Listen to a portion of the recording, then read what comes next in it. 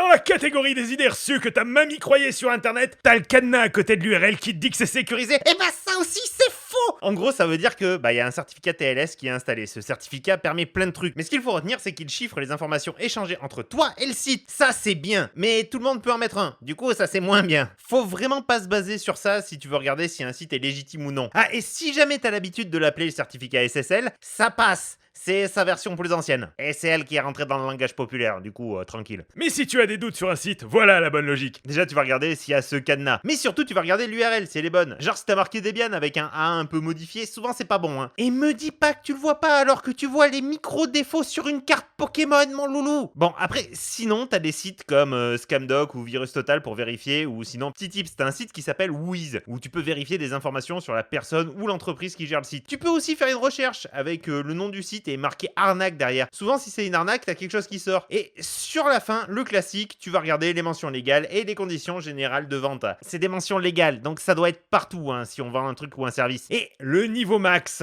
c'est de te fier à ton jugement et de prendre le temps de réfléchir.